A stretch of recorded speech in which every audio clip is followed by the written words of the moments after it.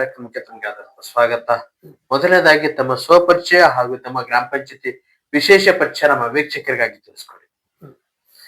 ನನ್ನ ಹೆಸರು ಕೊಕ್ಕುಂದೂರು ಗ್ರಾಮ ಪಂಚಾಯತ್ ಪಿಡಿಒ ಆದ ನನ್ನ ಹೆಸರು ಪ್ರದೀಪ್ ಕುಮಾರ್ ಶೆಟ್ಟಿ. ನಾನು ಕಳೆದ 2021 ಅಕ್ಟೋಬರ್ 5ನೇ ತಾರೀಕಿನಿಂದ ಕೊಕ್ಕುಂದೂರು ಪಂಚಾಯತ್ ಅಭಿವೃದ್ಧಿ ಅಧಿಕಾರಿಯಾಗಿ ಕರ್ತವ್ಯ ನಿರ್ವಹಿಸುತ್ತಿದ್ದೇನೆ. ನಮ್ಮ ಊರು ಕುಂದಾಪುರ ತಾಲೂಕು, ಉಡುಪಿ ಜಿಲ್ಲೆ. ನಮ್ಮ ಗ್ರಾಮ ಪಂಚಾಯತ್ ಒಟ್ಟಾರೆ 2011ರ ಜನಗಣತಿ ಪ್ರಕಾರ 13,180 ಜನಸಂಖ್ಯೆ ಹೊಂದಿದ್ದು, ಸರಿಸುಮಾರು 3,180 ಕುಟುಂಬಗಳನ್ನು ಒಳಗೊಂಡಿರುತ್ತದೆ. ಅತಿ ಹೆಚ್ಚಿನ ಗ್ರಾಮ ಪಂಚಾಯತ್ ಸದಸ್ಯರನ್ನು ಒಳಗೊಂಡ ದೊಡ್ಡ ಗ್ರಾಮ ಪಂಚಾಯತ್ ತಾಲೂಕಿನಲ್ಲಾಗಿದ್ದು, ಪುರಸಭೆಯಿಂದ 2 ಕಿಲೋಮೀಟರ್ ವ್ಯಾಪ್ತಿಯ ಹತ್ತಿರದಲ್ಲಿರುತ್ತದೆ.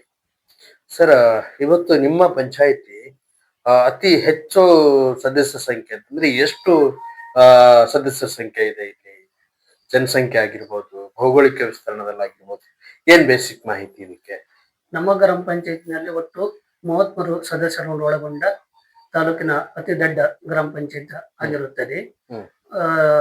ಜನಸಂಖ್ಯೆ ಈಗಾಗಲೇ ನಾನು ಹೇಳಿದ ಹಾಗೆ 13,180 2011 ಪ್ರಕಾರ ಜನಸಂಖ್ಯೆ ಹೊಂದಿದ್ದು, ಪ್ರಸ್ತುತ ಸರಿಸುಮಾರು 18,000 ಜನಸಂಖ್ಯೆ ಹೊಂದಿರುತ್ತದೆ.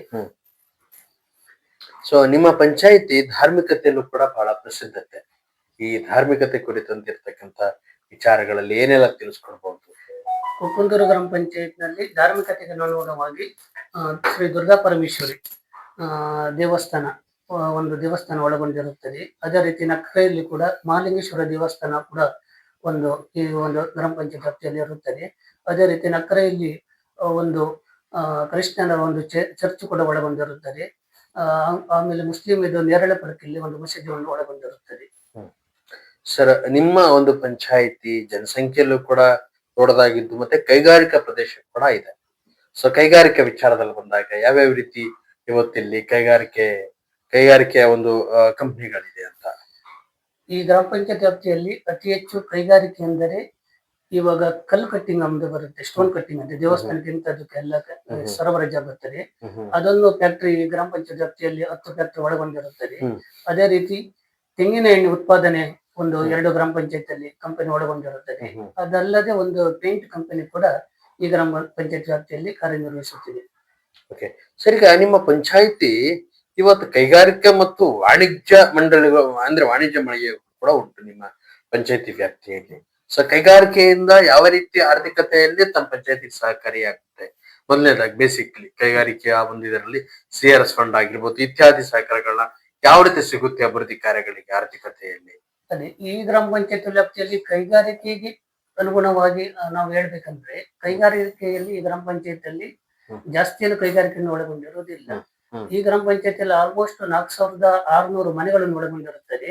ವಸತಿಯಿಂದ ನಮ್ಮ ಗ್ರಾಮ ಪಂಚಾಯತಿಗೆ ಏನು ತೆರಿಗೆ ಬರುತ್ತದೆಯೋ ಅದೇ ಮೇಜರ್ ಆಗಿ ನಮ್ಮ ಗ್ರಾಮ ಪಂಚಾಯತ್ ಸೋರ್ಸ್ ಆಗಿರುತ್ತದೆ. ಅದೇ ರೀತಿ 2 ಕಾಲೇಜು ಕೂಡ ಒಳಗೊಂಡಿರುತ್ತದೆ ಆ ಗ್ರಾಮ ಪಂಚಾಯತಿಯಲ್ಲಿ. ಅದರಿಂದನೂ ಕೂಡ ಒಂದು ಟ್ಯಾಕ್ಸ್ ಬರ್ತಾ ಇದೆ. ಆಮೇಲೆ ಕೈಗಾರಿಕೆಯಲ್ಲಿ ಕೂಡ ಗ್ರಾಮ ಪಂಚಾಯತಿಗೆ ತಕ್ಕ ಮಟ್ಟದ ಟ್ಯಾಕ್ಸ್ ಬರ್ತಾ ಇದೆ.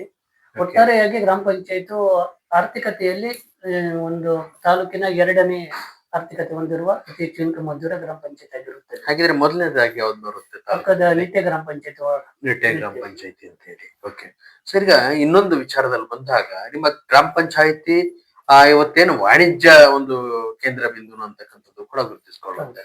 ಸೊ ವಾಣಿಜ್ಯ ಮಳಿಗೆಗಳಿಂದ ನಿಮ್ಮದೇ ಪಂಚಾಯತ್ ಸಂಬಂಧಪಟ್ಟಂತ ವಾಣಿಜ್ಯ ಮಳಿಗೆಗಳನ್ನ ಆಗಿದೆಯಾ ಅಥವಾ ಎಲ್ಲವನ್ನು ಕೂಡ ಖಾಸಗೀಕರಣದಿಂದನೇ ಇವತ್ತು ಕಂದಾಯ ಪಾವತಿ ಆಗುತ್ತಾ? ಹೇಗೆ ಈ ವಾಣಿಜ್ಯ ವಿಚಾರದಲ್ಲಿ ಬಂದಾಗ? ಅದೇ ಗ್ರಾಮ ಪಂಚಾಯತಿನಲ್ಲಿ ನಮ್ದು ಒಟ್ಟಾರೆಯಾಗಿ 42 ಅಂಗಡಿ ಕೋಣೆಗಳನ್ನು ಒಳಗೊಂಡಿದೆ ಗ್ರಾಮ ಪಂಚಾಯತ್. ಅದೇ ರೀತಿ ಗ್ರಾಮ ಪಂಚಾಯತ್ ವ್ಯಾಪ್ತಿಯಲ್ಲಿ ಪ್ರೈವೇಟ್ ಏನಿತ್ತಲ್ಲ ನಮ್ಮ ಉದ್ಯಮ ಪರವಾನಗಿ ಇದೆ ನಮ್ಮ ಕಡೆಯಿಂದ ಸರಿಸುಮಾರು 480 ಉದ್ಯಮ ಪರವಾನಗಿ ಕೂಡ ನಾವು ನಮ್ಮ ಗ್ರಾಮ ಪಂಚಾಯತಿ ಮೂಲಕ ಪಡೆದುಕೊಂಡಿರುತ್ತಾರೆ. ಆದ್ದರಿಂದ ವಾಣಿಜ್ಯದಿಂದ ಗ್ರಾಮ ಪಂಚಾಯತಿಗೆ ಅತಿ ಹೆಚ್ಚಿನ ಇನ್ಕಮ್ ಕೂಡ ಬರ್ತಾ ಇದೆ.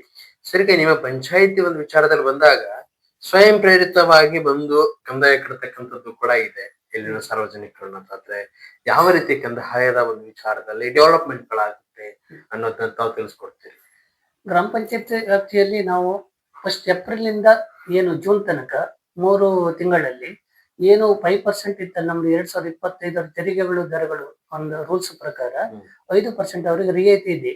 ಆ ಒಂದು ಟೈಮಲ್ಲಿ ನಾವು ಆಲ್ಮೋಸ್ಟ್ ಹೆಚ್ಚಿನ ಕಡೆ ಇತ್ತಲ್ಲ ಜನರಿಗೆ ಮನವರಿಕೆ ಮಾಡಿಕೊಂಡು ನೀವು ಅತಿ ಶೀಘ್ರವಾಗಿ 3 months ಅಲ್ಲಿ ನೀವು ಏನಾದ್ರು ಗ್ರಾಮ ಪಂಚಾಯತ್ ಟ್ಯಾಕ್ಸ್ ಕಟ್ಟಿದ್ರೆ ನಿಮ್ಗೆ 5% ವಿನಾಯಿತಿ ಇದೆ ಅಂತ ಅವರಿಗೆ ನಾವು ಒಂದು ಮನದಟ್ಟು ಮಾಡಿರ್ತೇವೆ. ಅದೇ ರೀತಿ ಹೆಚ್ಚಿನ ಸಂಖ್ಯೆಯಲ್ಲಿ ಗ್ರಾಮಸ್ಥರು ಕೂಡ ಈ ಒಂದು ಸದುಪಯೋಗ ಪಡಿಸಿಕೊಳ್ಳುತ್ತಾರೆ.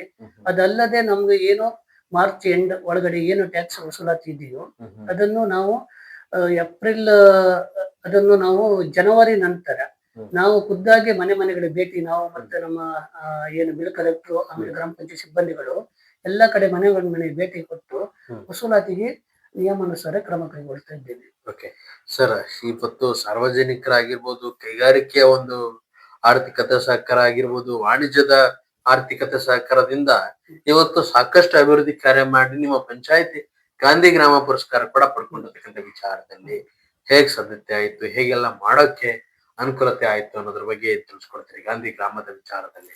ಗಾಂಧಿ ಗ್ರಾಮ ಅಂದ್ರೆ ಈ ವರ್ಷದಲ್ಲಿ ಗಾಂಧಿ ಗ್ರಾಮ ಅಂದ್ರೆ ಏನು ತಾಲೂಕು ಮಟ್ಟ ಮತ್ತು ವಿಭಾಗ ಮಟ್ಟದಲ್ಲಿ ಆಮೇಲೆ ಆ ರೀತಿ ಒಂದು ಇದ್ರಲ್ಲಿ ಆಮೇಲೆ ಅದೆಲ್ಲ ಜಿಲ್ಲಾ ಮಟ್ಟದಲ್ಲಿ ಕೂಡ ಪ್ರಶಸ್ತಿ ಕೊಟ್ಟಿದ್ದರು.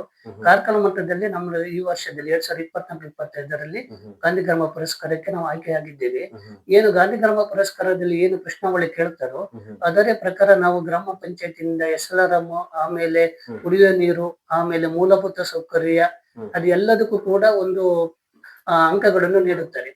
ಆ ಅಂಕಗಳನ್ನು ಪರಿಶೀಲನೆ ಮಾಡಿದಾಗ ತಾಲೂಕಿನಲ್ಲಿ ನಮ್ದು ಅತಿ ಹೆಚ್ಚು ಅಂಕ ಬಂದಿದ್ದ ಕಾರಣ ನಾವು ಈ ವರ್ಷದ ಒಂದು 2024-25ರಲ್ಲಿ ಗಾಂಧಿ ಗ್ರಾಮವನ್ನು ನಾವು ಪಡೆದುಕೊಂಡಿದ್ದೇವೆ. ಈ ಒಂದು ಪ್ರಶಸ್ತಿ ಪಡೆದುಕೊಂಡದ್ರಿಂದ ನಮ್ಗೆ ಇನ್ನೂ ಹೆಚ್ಚಿನ ಒಂದು ಅಭಿವೃದ್ಧಿ ಕಡೆಗೆ ದಾಪುಗಲ್ಲು ಹಾಕಲಿಕ್ಕೆ ಸಾಧ್ಯವಾಗಿದೆ. ಸರ್, ಈಗ ತಾವು ಅಭಿವೃದ್ಧಿ ಕಾರ್ಯಗಳನ್ನ ಮಾಡ್ತಕ್ಕಂಥ ಸಂದರ್ಭದಲ್ಲಿ ಫಸ್ಟ್ ಒಂದು ಕ್ರಿಯಾ ಯೋಜನೆಗಳನ್ನ ರೂಪಿಸ್ಕೊಳ್ತೀರಿ. ಕ್ರಿಯಾ ಯೋಜನೆ ಅಂತಂದ್ರೆ ಈಗ ಹಿಂದೆ ಇದ್ದಂತ ಏನಂದ್ರೆ ಮಾಜಿ ಸದಸ್ಯರ ಅಧ್ಯಕ್ಷಗಳು ಕೂಡ ಯಾವ ರೀತಿ ಸಪೋರ್ಟಿವ್ ಆಗಿದ್ರು ಕ್ರಿಯಾ ಯೋಜನೆಗಳಿಗೆ, ರಾಜಕೀಯ ತಾರತಮ್ಯನ ಅಥವಾ ಎಲ್ಲವನ್ನು ಕೂಡ ಅಭಿವೃದ್ಧಿ ಪರವಾಗಿತ್ತ, ಹೇಗೆ ಅನ್ನೋದ್ರ ಬಗ್ಗೆ ನಿಮ್ಮ ಅಭಿಪ್ರಾಯ? ಇದೊಂದು ನಾವು ಹೇಳಲೇಬೇಕಾಗುತ್ತೆ. ಏನು ನಮ್ದು ಕಳೆದ ಬಾಡಿ 2020ರಿಂದ 2025 ತನಕ ಏನು ಆಡಳಿತ ಬಾಡಿ ನಮ್ಮ ಕುಕ್ಕುಂದೂರು ಗ್ರಾಮ ಪಂಚಾಯತ್ ಅಲ್ಲಿ ಏನು ಆಡಳಿತ ಬಾಡಿ ಇದೆಯೋ ಆ ಬಾಡಿಗೆ ನಾವು ವೈಯಕ್ತಿಕವಾಗಿ ಕೂಡ ಕೃತಜ್ಞತೆ ಸಲ್ಲಿಸ್ತಿದ್ದೇನೆ. ಯಾಕಂದ್ರೆ ಎಲ್ಲರೂ ಕೂಡ ಏನು 33 ಜನ ಏನು ಸದಸ್ಯರಿದ್ದರು ಎಲ್ಲರೂ ಕೂಡ ಒಂದು ಹೊಂದಾಣಿಕೆಯಲ್ಲಿ ಗ್ರಾಮದ ಪರವಾಗಿ ತುಂಬಾ ಅಭಿವೃದ್ಧಿ ಕೆಲಸವನ್ನು ಮಾಡಿದ್ದೇವೆ. ನೀವು ಈಗ ಕೇಳಿದ ಹಾಗೆ ಕ್ರಿಯಾ ಯೋಜನೆ ಯಾವ ರೀತಿ ಮಾಡ್ತೀರಿ ಅಂತ ಕೇಳ್ತಿದೆ. ಇವಾಗ ಏನಂದ್ರೆ ಕ್ರಿಯಾ ಯೋಜನೆ ನಾವು ಪ್ರತಿ ಏನು ವರ್ಷ ಇತ್ತಲ್ಲ 2 ಗ್ರಾಮ ಸಭೆ ನಡೆಸಬೇಕಿದೆಯೋ ವಾರ್ಡು ಸಭೆ ನಡೆಸುವಾಗ ಗ್ರಾಮಸ್ಥರಿಂದ ಏನು ಬೇಡಿಕೆ ಬರುತ್ತೋ ಅದೆಲ್ಲವನ್ನು ಕ್ರೋಢೀಕರಿಸಿ ಅಂತಿಮವಾಗಿ ಒಂದು ಸಾಮಾನ್ಯ ಸಭೆಯಲ್ಲಿ ಇಟ್ಟುಕೊಂಡು ಅದಕ್ಕೆ ಪ್ರಾಶಸ್ತ್ಯ ಯಾವುದು ಫಸ್ಟ್ ಇಂಪಾರ್ಟೆನ್ಸ್ ಅಲ್ಲಿ ಯಾವ್ದು ಬರುತ್ತೋ ಅದನ್ನು ತೆಗೆದುಕೊಂಡು ನಾವು ವರ್ಗ 1 ಕ್ರಿಯಾ ಯೋಜನೆ, ಅದೇ ರೀತಿ ಸರ್ಕಾರದಿಂದ ಏನು 15 ಫೈನಾನ್ಸ್ ಅಲ್ಲಿ ಏನು ಅನುದಾನ ಬರುತ್ತೋ ಅದಕ್ಕೂ 15 ಫೈನಾನ್ಸ್ ಕ್ರಿಯಾ ಯೋಜನೆ ಕೂಡ ಮಾಡಿಕೊಂಡಿದ್ದೇವೆ. ಅದಲ್ಲದೆ ಕುಡಿಯುವ ನೀರಿನ ಒಂದು ಕ್ರಿಯಾ ಯೋಜನೆ ಕೂಡ ಇದೆ. ಕುಡಿಯುವ ನೀರಿನ ಅದು ಕೂಡ ಒಂದು ಕ್ರಿಯಾ ಯೋಜನೆ ಮಾಡಿಕೊಂಡು ಏನು ಕ್ರಿಯಾ ಯೋಜನೆಗೆ ಏನು ಮತ್ತು ಅನುದಾನವಾಗಿ ನಾವು ಒಂದು ಅಭಿವೃದ್ಧಿ ಕಾರ್ಯವನ್ನು ಮಾಡಿದ್ದೇವೆ. ಓಕೆ ಸರ್, ನಿಮ್ಮ ಕಚೇರಿ ಕಾರ್ಕಳ ಕೂಡ ಹತ್ರ ಆಗಿದ್ದು ಪಟ್ಟಣ ಪಂಚಾಯಿತಿ ಒಂದು ಕೇಂದ್ರ ಬಿಂದು ಅಂತಕ್ಕಂಥ ಒಂದು ನಿಟ್ಟಿನಲ್ಲಿ ಗುರುತಿಸ್ಕೊಳ್ಳೋದಾದ್ರೆ ನಿಮ್ಮ ಕಚೇರಿ ಆಡಳಿತ ವ್ಯವಸ್ಥೆಯಲ್ಲಿ ನಿರ್ವಹಣೆ ಹೇಗ್ ಮಾಡ್ತೀರಿ? ಸಮಸ್ಯೆ ಸವಾಲುಗಳು ಬಂದಾಗ ಜೊತೆಗೆ ಸೌಲಭ್ಯಗಳ ಒಂದು ಯೋಜನೆ ಕುರಿತು ಯಾವ ರೀತಿ ಎಲ್ಲ ಪ್ಲಾನ್ ಮಾಡ್ಕೊಂಡು ತಾವು ಮುಂಜಾಗ್ರತವಾಗಿ ಕೆಲಸಗಳನ್ನ ಮಾಡ್ಕೊಂಡು ಹೊರಡ್ತೀರಿ ಅಂತ? ಅದೇ ಈಗ ನಾವು ಮೇಜರ್ ಆಗಿ ಸೌಲಭ್ಯ ಕೊಡುವುದಂದ್ರೆ ಮೇಜರ್ ಆಗಿ ನಾವು ಒಂದು 25% ಅನುದಾನದಲ್ಲಿ ಪರಿಶಿಷ್ಟ ಜಾತಿ ಮತ್ತು ಪರಿಶಿಷ್ಟ ಪಂಗಡದವರಿಗೂ ಕೂಡ ಒಂದು ಸರ್ಕಾರದಿಂದ ಏನು ಗೈಡ್ಲೈನ್ಸ್ ಪ್ರಕಾರ ನಾವು ಅವರಿಗೆ ಒಂದು ಸೌಲಭ್ಯ ಕೊಡ್ತಾ ಇದ್ದೀವಿ. ಅದಲ್ಲದೆ ನಮ್ಮ ಗ್ರಾಮದಲ್ಲಿ ಯಾರು ವಿಕಲಚೇತನರಿದ್ದರೋ ಅವರು ಕೂಡ ಗ್ರಾಮ ಪಂಚಾಯತ್ ವತಿಯಿಂದ ಸೌಲಭ್ಯ ಕೊಡ್ತಾ ಇದ್ದೇವೆ.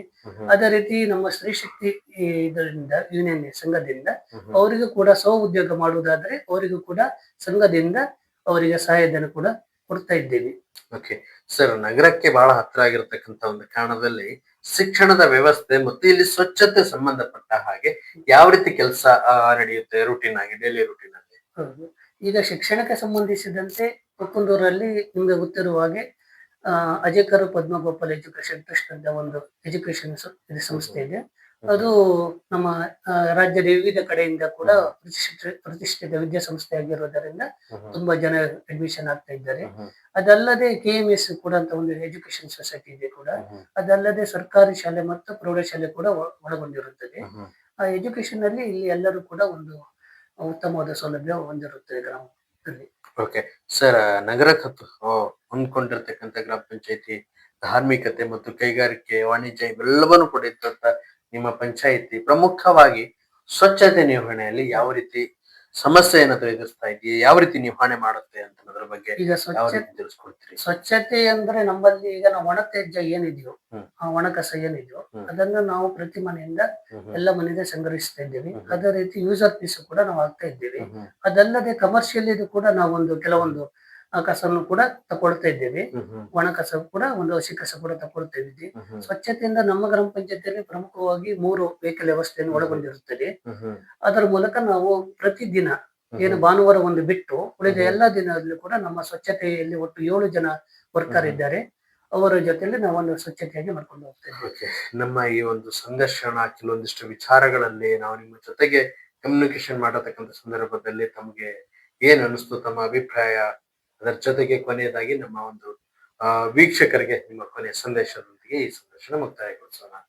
ತುಂಬಾ ಖುಷಿಯಾಗಿದೆ ನೀವು ಏನು ನಮ್ಮ ಗ್ರಾಮ ಪಂಚಾಯತಿಗೆ ಬಂದು ನಮ್ಮ ಗ್ರಾಮ ಪಂಚಾಯತಿ ಅಭಿವೃದ್ಧಿ ಹಾಗೂ ಇನ್ನಿತರ ಒಂದು ವಿಚಾರವನ್ನು ಕೇಳಿಕೊಂಡು ನೀವು ಇನ್ನೊಬ್ಬರಿಗೆ ಏನು ಇದನ್ನು ತಿಳುವಳಿಕೆ ಮೂಲಕ ಹೇಳಿಕೊಟ್ಟಿದ್ದಕ್ಕೆ ನಿಮಗೆ ಕೂಡ ಎಲ್ಲರಿಗೂ ಕೂಡ ಒಂದು ಧನ್ಯವಾದ ಕೇಳುತ್ತೇವೆ. ಅದೇ ರೀತಿ ನೀವು ಏನು ನಿಮಗೆ ಈ ಒಂದು ಕಾನ್ಸೆಪ್ಟ್ ಇದು ಎಲ್ಲ ಗ್ರಾಮ ಪಂಚಾಯತಿಯಲ್ಲಿ ಕೂಡ ನೀವು ವಿಸ್ತರಿಸಿ ಇದನ್ನು ಪ್ರಮುಖವಾಗಿ ಗ್ರಾಮ ಪಂಚಾಯತಿಯ ಸಮಸ್ಯೆ ಹಾಗೂ ಅಲ್ಲ ಆರ್ಥಿಕತೆ ಎಲ್ಲದೂ ಕೂಡ ನೀವು ಸಾರ್ವಜನಿಕರಿಗೆ ಒಂದು ತಿಳುವಳಿಕೆ ಹೇಳಿಕೊಡ್ತಾ ಇದ್ರೆ ಅದಕ್ಕೆ ಧನ್ಯವಾದಗಳು. Okay sir, thanks.